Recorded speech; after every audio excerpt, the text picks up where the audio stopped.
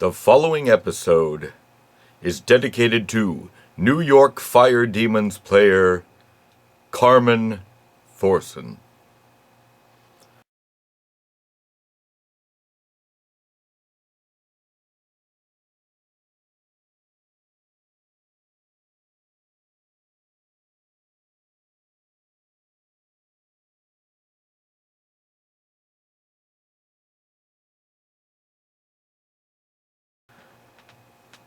Welcome to the Delta League podcast.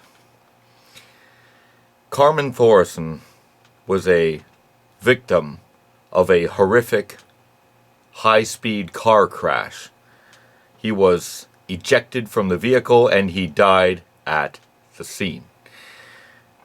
Police are still investigating what place Thorson's actions took in this incident, in which 3 other people also lost their lives.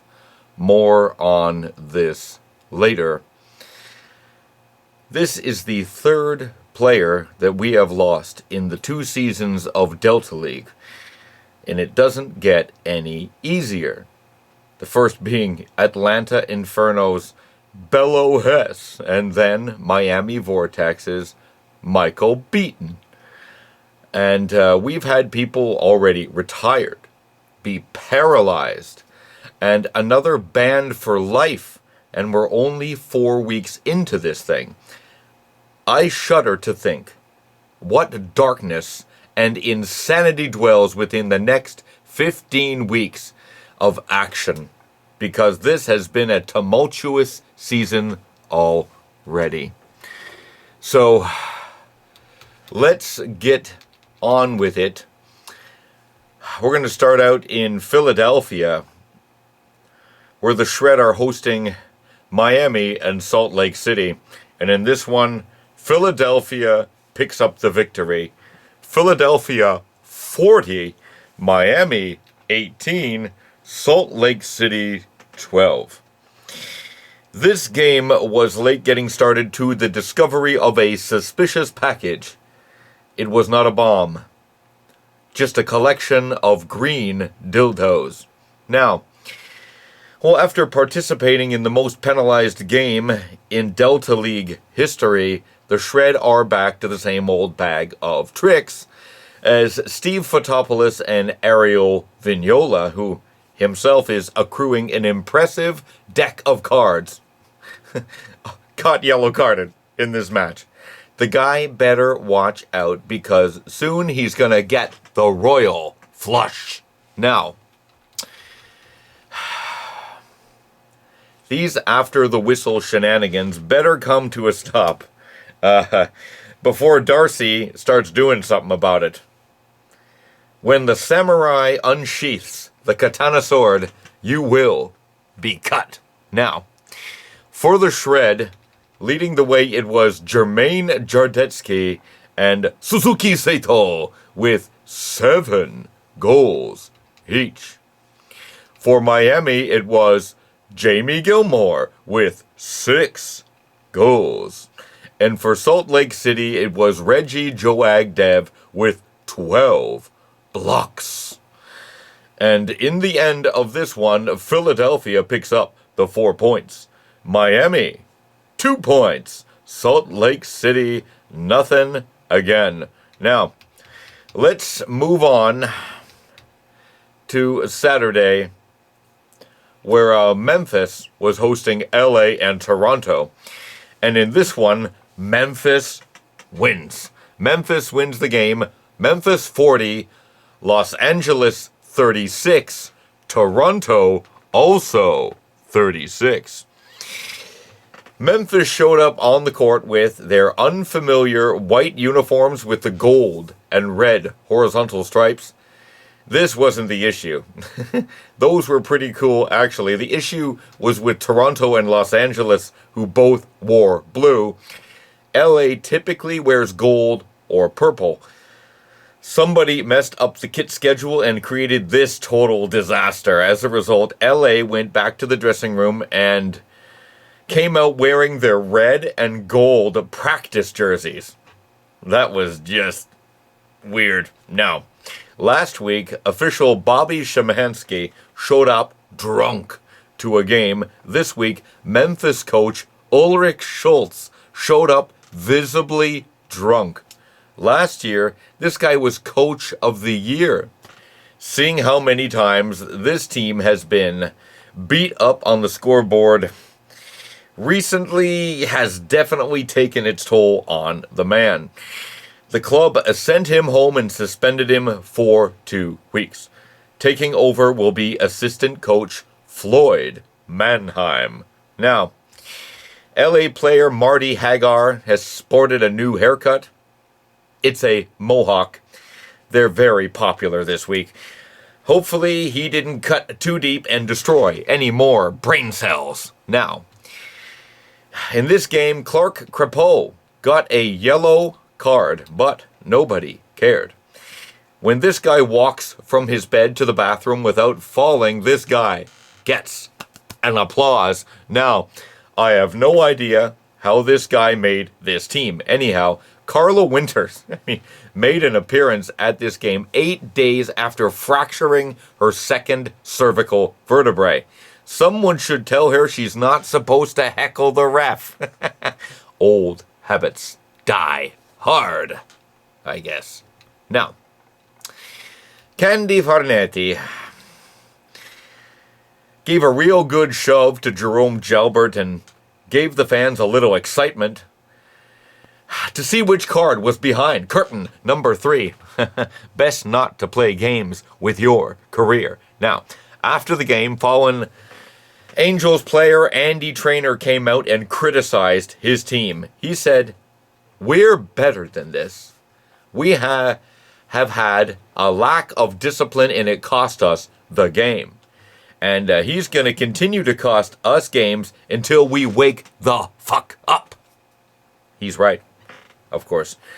Last year, this team turned their season around with less than 8 weeks to go, and it would be unfortunate if they once again continue to frantically bail water out of a leaky boat all the way to the finish line. Now, for Memphis, holy moly, for Memphis it was Shep Forsberg with 8 goals. For Los Angeles it was Ben Breitbart with 8 goals. And for Toronto, it was Travis Valencia with 9 goals. And rookie Ash Malik with 12 goals. And in the end of this one, Memphis picks up the 4 points. Los Angeles, 1 point. Toronto, also 1 point. Now, let's move on to Boston, where the Revolution are hosting Detroit and Atlanta.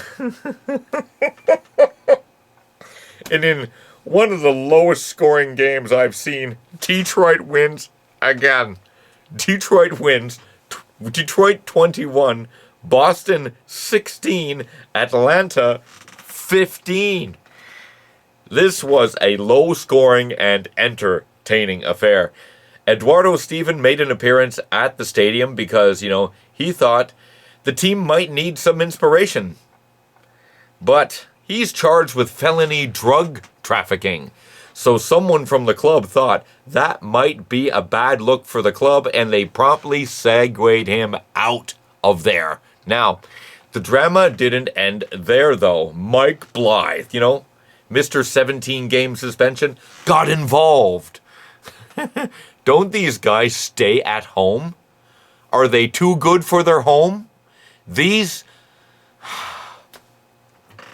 players should wear electrified ankle bracelets that shock these players anytime they get near the court. The guy assaulted an official, and yet they let him into the stadium, and then he gets involved. This is going to result in bad repercussions for Blythe. Now, for Boston, nobody gives a shit. For Detroit, nobody scored very fucking much. For Atlanta, there was Rick Tebolt with 7 blocks and Jamie Ekstrom with 5 goals. And No matter how improbable it is, Detroit picks up the 4 points again. Boston sneaks away by the smallest of margins with the 2 points, and Atlanta, nothing again. Now, let's move on to the rescheduled game that was supposed to occur on Monday, but due to the death of Carmen Thorson, this game was rescheduled to Saturday, and this was the Fire Demons hosting Montreal and Washington. And in this one, Washington wins it. Washington 34, New York 32, Montreal 27. Now, earlier in the week, tragedy struck the Delta League universe as New York Fire Demons player rookie Carmen Thorson was killed in a brutal car crash. As a result, this game was postponed until Saturday, and it's a shame that they didn't come up with the victory in this one, because this city really needed it. Now, this game was plagued by a fat male streaker, but he could have read the memo before showing the full Monty. Now, the fans were not in the mood. Now, this was a rough one with Washington players Farley Greenlaw, Brad Blagg, and Dave Scarry all getting yellow carded, along with New York rookie Simon Bork, and of course injured player Lalo Celli, who just got himself black carded for having uncontrollable urges to be suspended. I mean, along with Angela Carlucci as a healthy scratch, but probably not a mentally healthy scratch, because she got a black card as well for getting involved. Black cards for everybody. Jesus Christ. Now, well, last year's MVP, Chevy Colella, got shown the door for using an F word on New York assistant captain Richard Mully. That's gonna cost him a game, because the word was not fuck. Now, suspended New York player Kevin Van der Merwe has somehow come down with tennis elbow. This is an almost 2-month recovery time. However, because he's such an asshole, his suspension will last far beyond the recovery time for this injury. Now,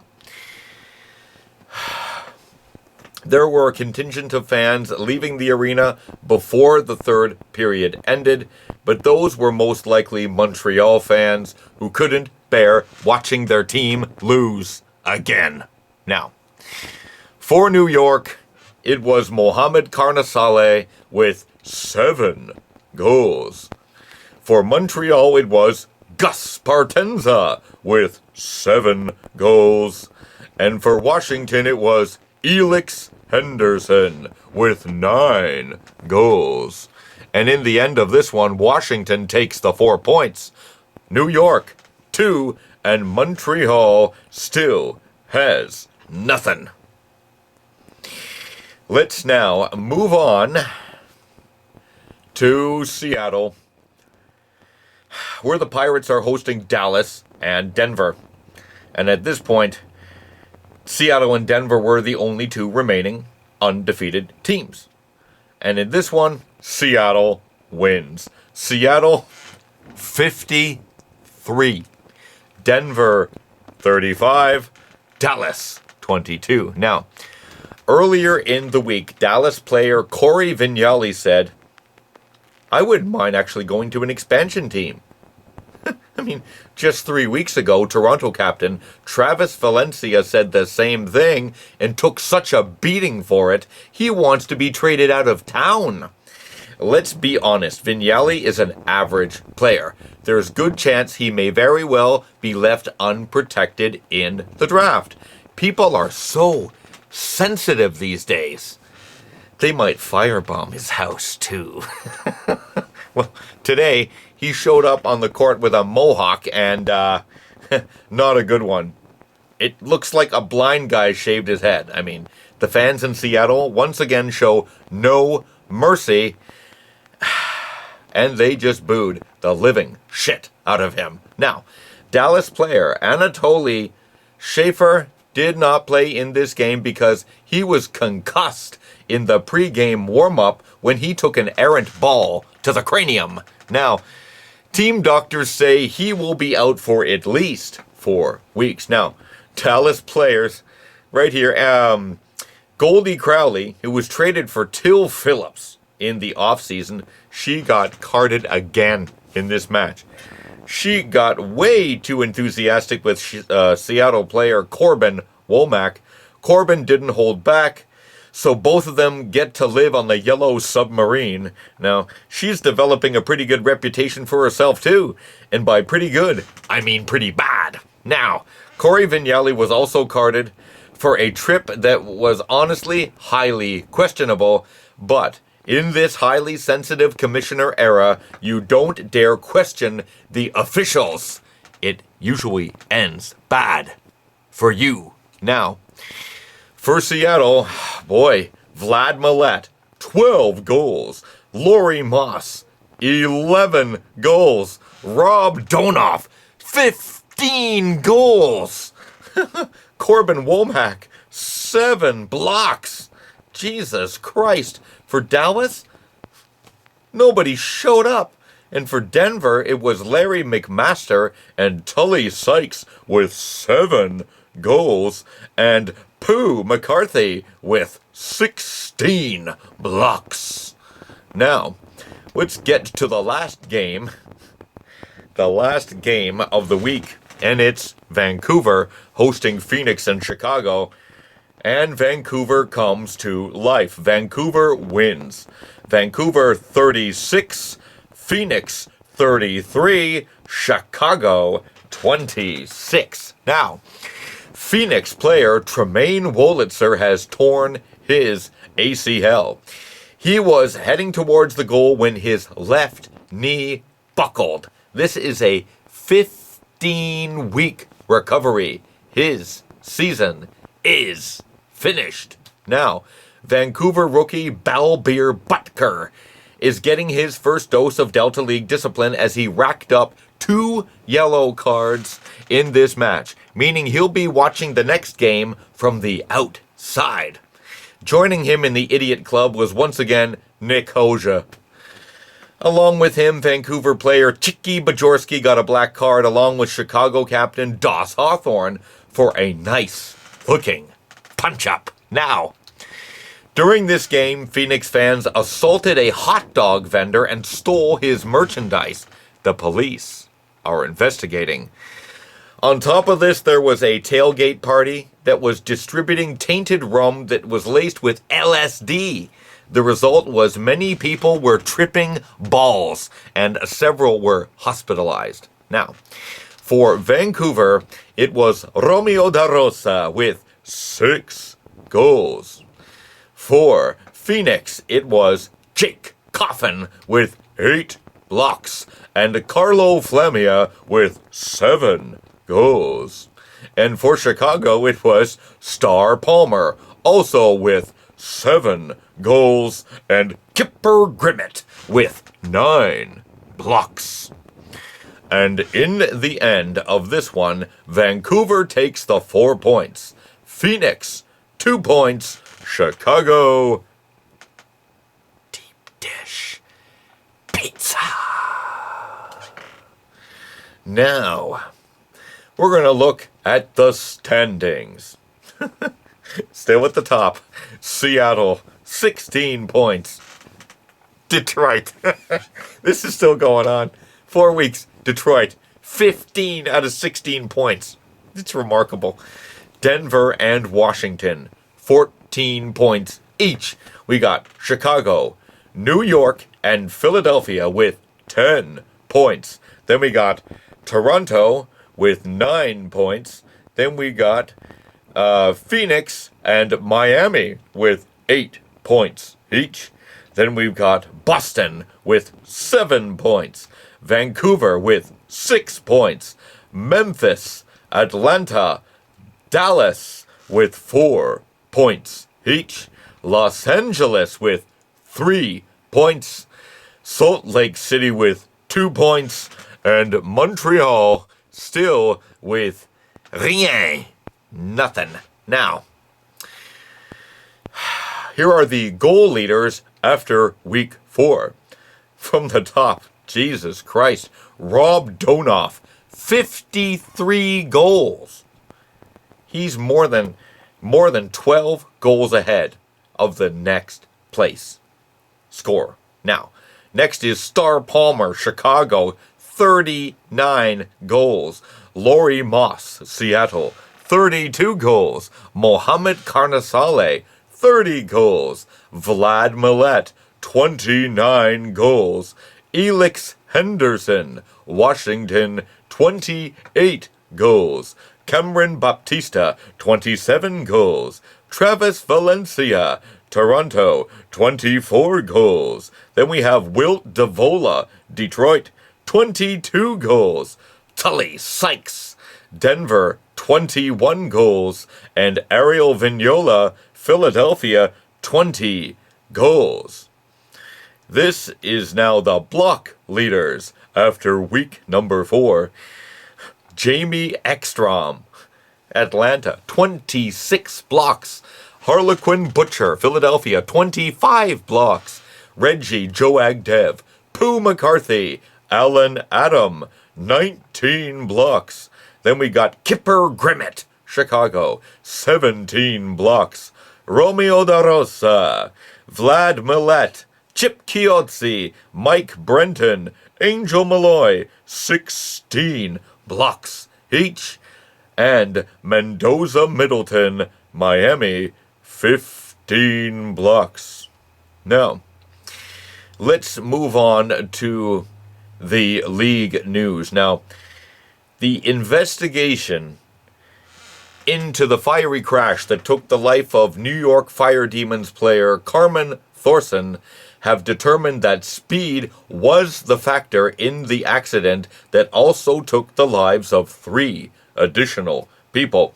At this time, they're not blaming this crash on Thorson because apparently there was an SUV pulling a trailer and the trailer broke free. Thorson, in an attempt to avoid the careening trailer, lost control, during which time he rolled 8 times and was ejected from the vehicle. The EMS said he was dead at the scene. Apparently, it's going to be a closed casket because the damage to his body was so extensive. Just brutal.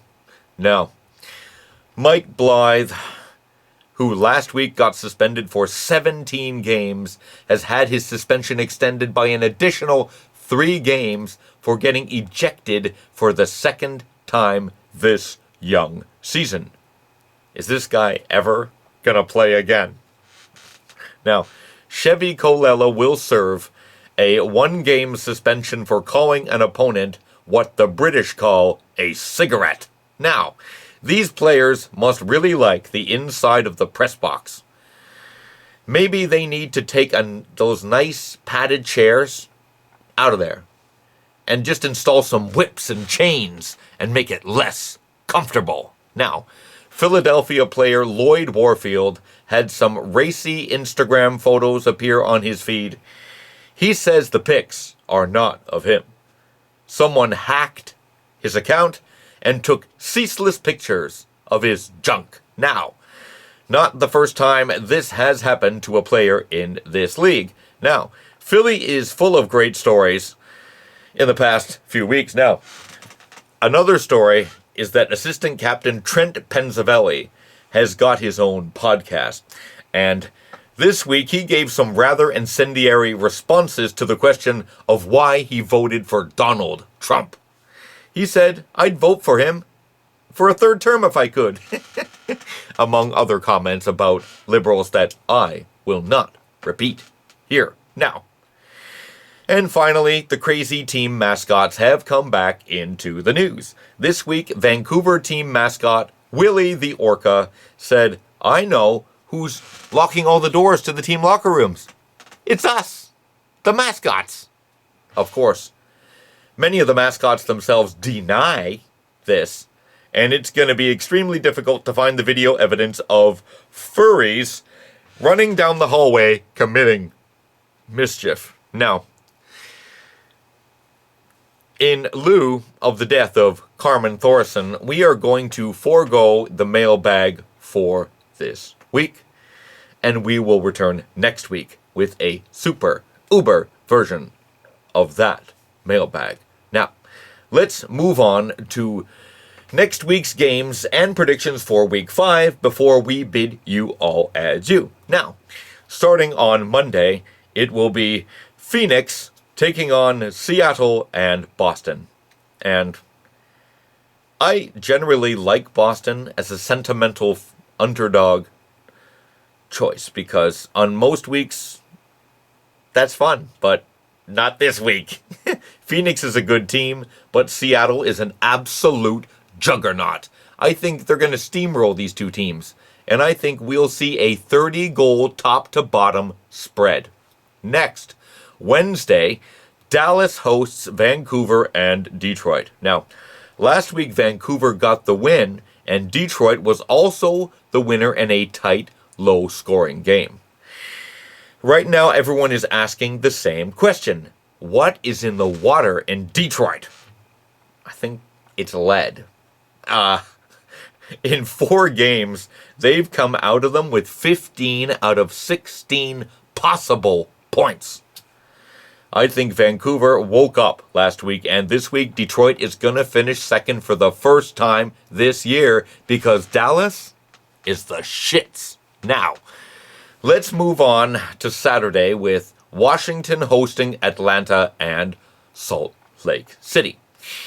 Washington once again draws 2 teams that are destined to be the main course on a menu. Now, I think Washington eats these 2 alive, Komodo dragon style. Now, Toronto hosts Chicago and Philadelphia. And this is one of the games that has the potential to do a shitload of goals to a scoreboard, but the important word here is potential. Toronto and Chicago have the potential to do very well this year, but they can't seem to get out of their own way. And Philly is just the kind of team that capitalizes when other teams don't wake up. Toronto is so overdue for a win, I'm going to take the hometown side for the win here. The pain has to end soon. Now, let's move on to Memphis, who's going to be hosting Montreal and Miami. And every time I see Montreal is going to turn it around, they are dealt another blow by the twist of fate, and the hole gets deeper. Last week, Memphis picked up the first win of the season, and it wasn't out of their own effort. It was due to everyone else's incompetence. That's why I think Memphis has the shot to win again. And it's because Montreal is like a flying fortress, but it's broken down on the runway. Miami can't seem to get a win when they need it. And they had so many opportunities to be in a better position.